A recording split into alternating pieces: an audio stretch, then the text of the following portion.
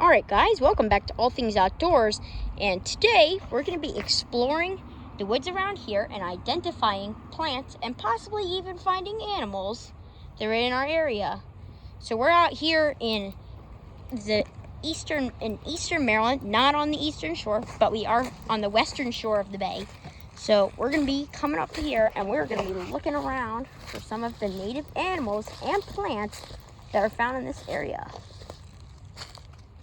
Oh, we got some birds going on in there. Pretty cool.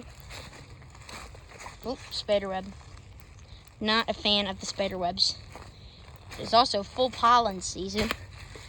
I'm seeing lots of yellow dust. But that's okay. So we're going to be exploring some native plants and animals that are commonly found in my area. And a lot of these plants probably grow in your area too.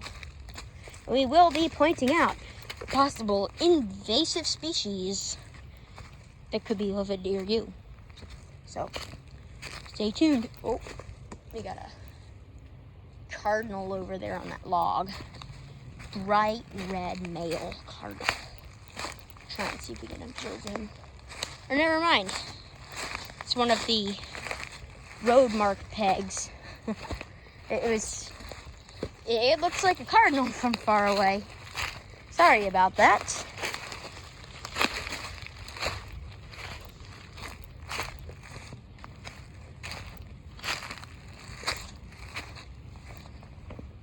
Alrighty. So let's start pointing out some plants. Alright, so we're out here. And here's our first invasive species of the day. Right here. This may be familiar. You may have it in your yard or something. This is Chinese privet. Chinese privet is a fast-growing shrub from China, as the name would suggest, that is rapidly growing around the woods here and in many other places. Now, it's not really causing too much of a problem here now, but I'm going to try and get rid of it. We will be trying to get rid of it soon, planning on removing it. So it is invasive and it poisons the local wildlife with its poisonous berries. So, and it also is poisonous to humans. We will only be pointing out plants that I have not already pointed out. So if I've already pointed out a plant, then I probably won't be pointing it out again. Oh, wow. Up there, we have Chinese Wisteria. Yeah, so that is a imported plant from China. Although it is invasive, I must say, those blooms are absolutely gorgeous. I'm not even going to attempt to remove that because it is not going anywhere. It is a big colony down there. Most of that vegetation down there is actually wisteria. So if you find it in the woods, if it's just a small plant like this one up here, you can probably remove it.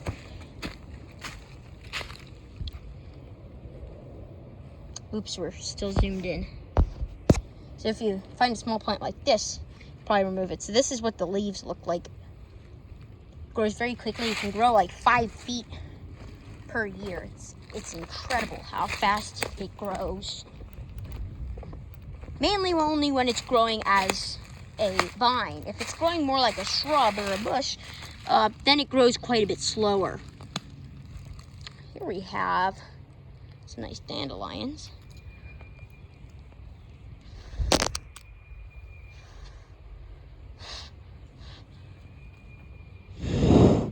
I love blowing out the dandelions. Sorry about that, had to stop. Just love them. And I'll probably take some back to my house so I can plant them. I love dandelions and think they are absolutely gorgeous.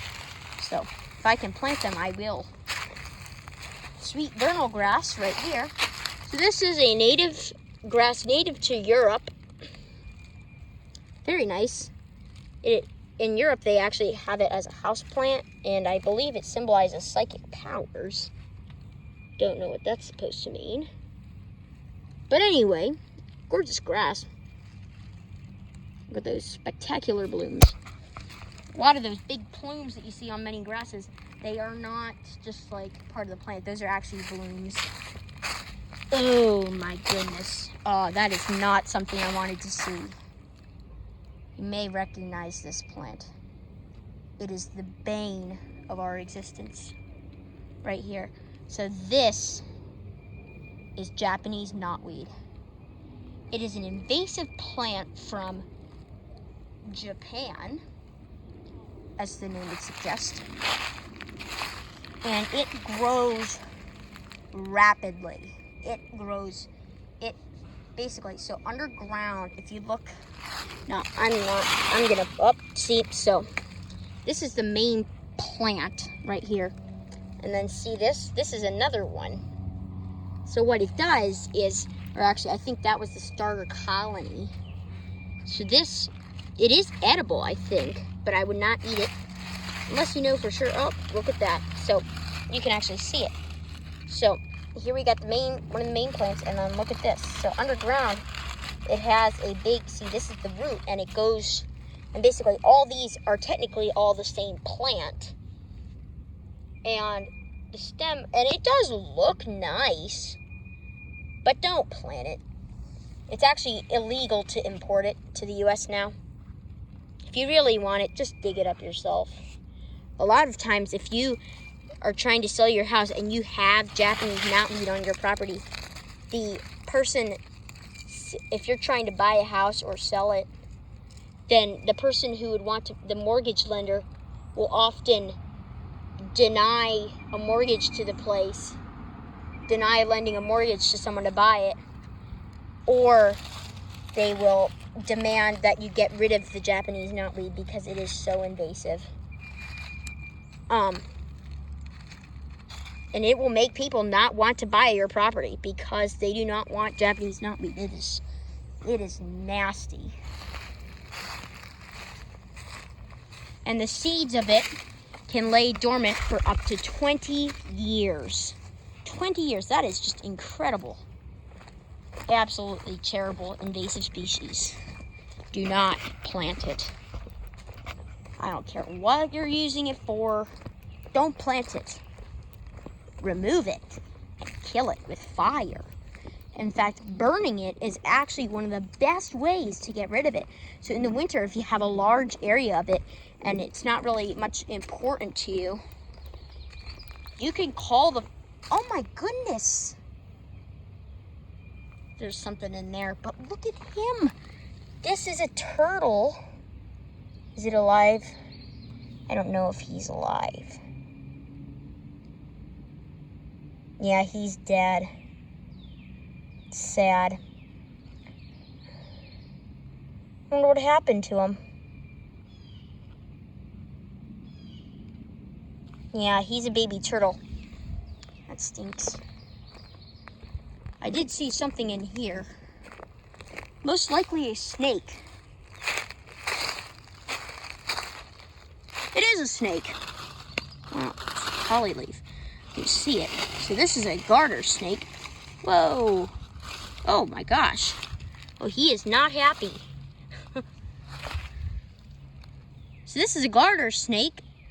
Common, very common species. Native to this area. He is not, wow. He is not happy.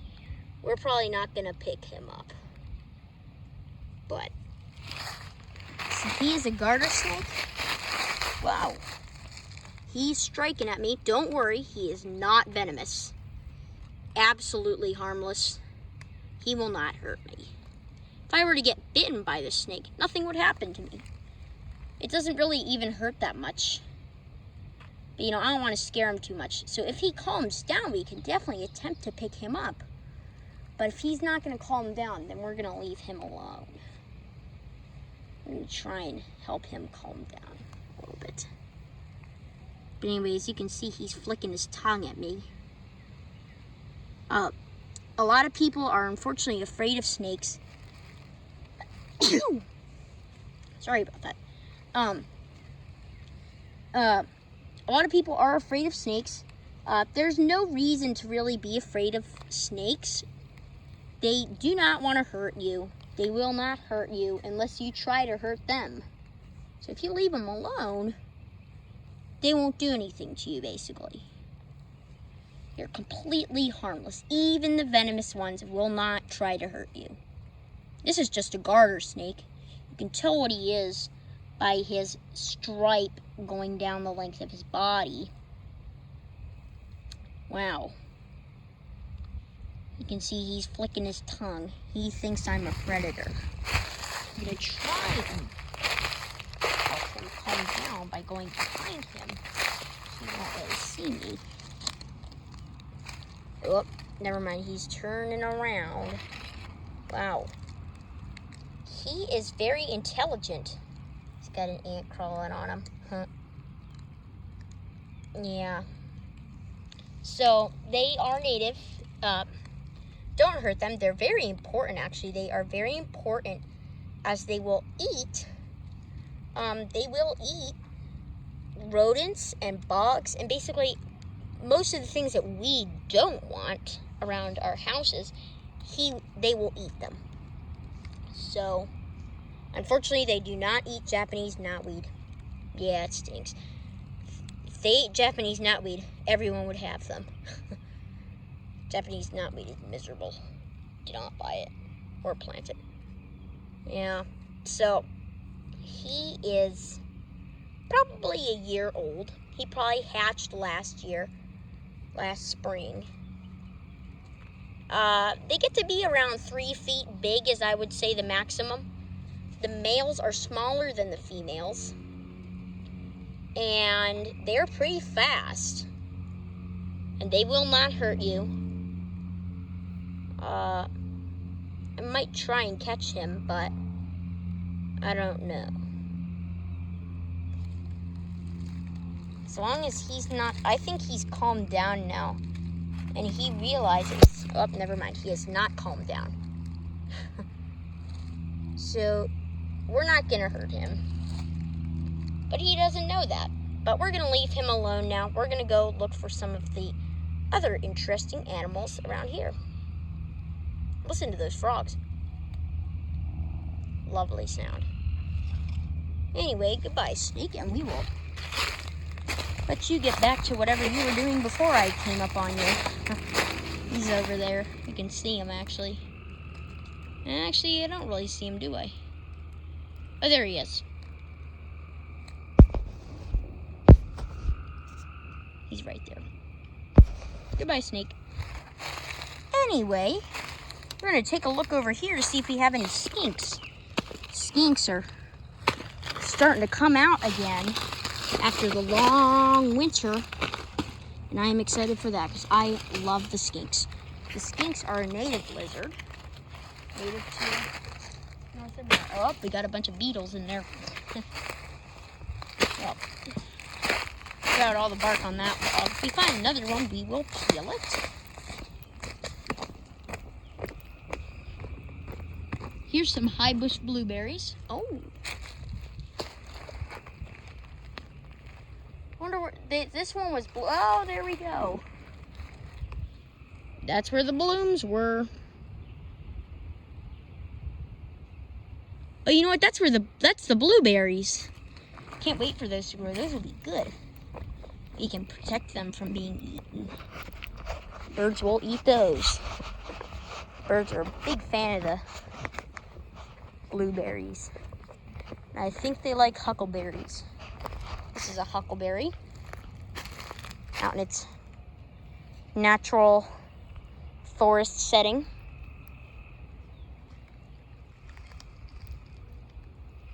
And so they are native, and you can eat the berries.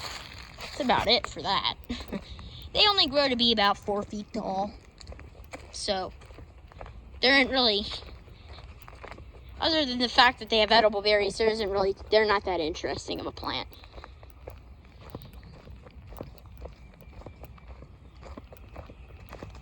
All the oak pollens are falling to the ground. Oak pollens everywhere. There's some sweet vernal grass. Wonderful plant. dog, or no, that's not a dogwood. I don't know what that is. I'll have to find that out. Oh wow, it is gorgeous out here. That is wonderful weather. Look at the sun.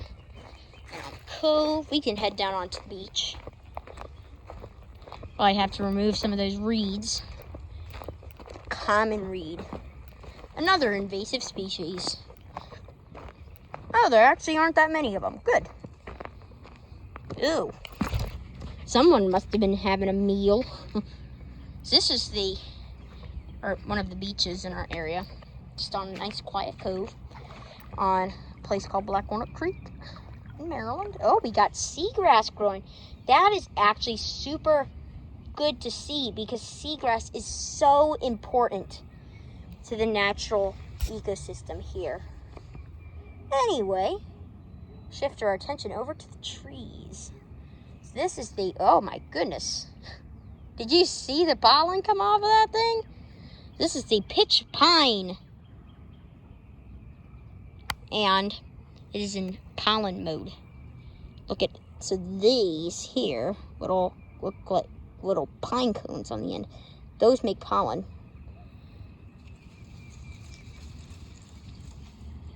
It will make yellow dust. I don't see any yellow dust coming up. Never mind, there is yellow dust all over my phone.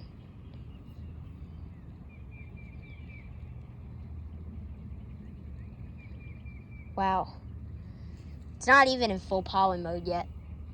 Oh, this one is though. So if I shake it, that's just a little dust that comes off of it. Let's shake the whole branch. See what'll happen. Oh my goodness. Look at that. That is incredible. Oh my goodness. If you have allergies, you're probably already sneezing. Look at that pollen cloud. That is incredible. It's just hovering around in the air. Wow, that is incredible. Let's do it again.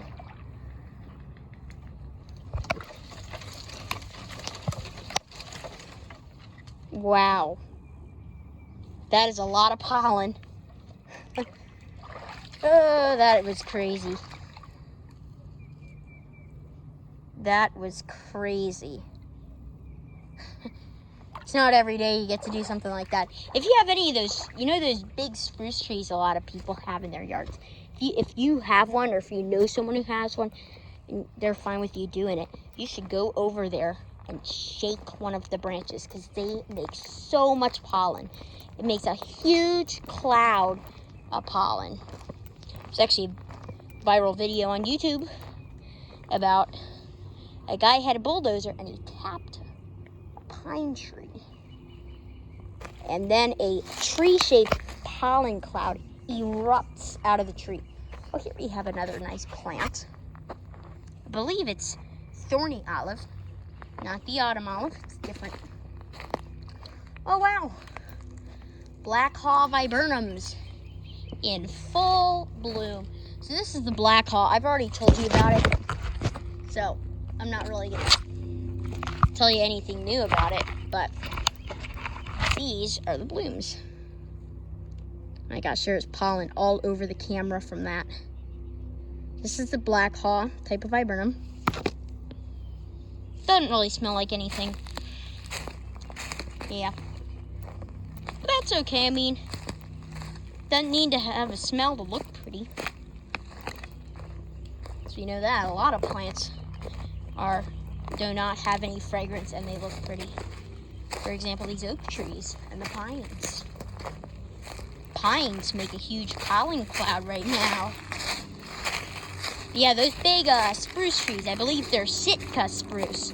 Shake the branches on them and you will just see a massive pollen cloud erupt from the tree branch. It is incredible. They make so much pollen at this time of year. It's incredible. Never seen anything like it. Probably gonna be shaking some trees tomorrow. Maybe I'll get a video of that for you guys.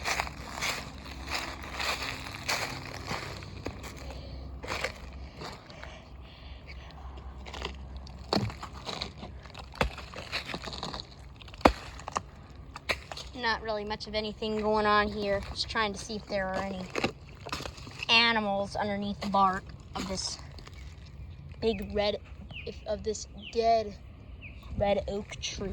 There isn't really anything underneath it. Whoa.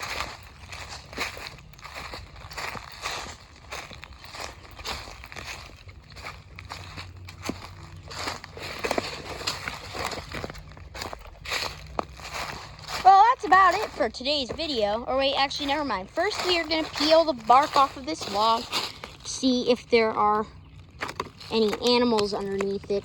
So it could be. I don't know.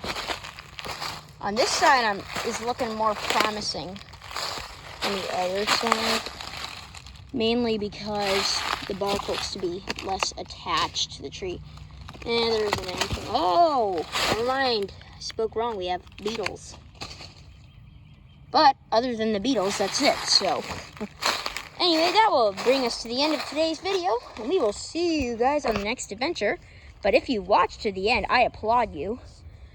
Be sure to like and subscribe and put that in the comments down below that you like, subscribe, turn on notifications, and you will get a shout out. And that's about it for today's video. And we will see you guys on the next adventure.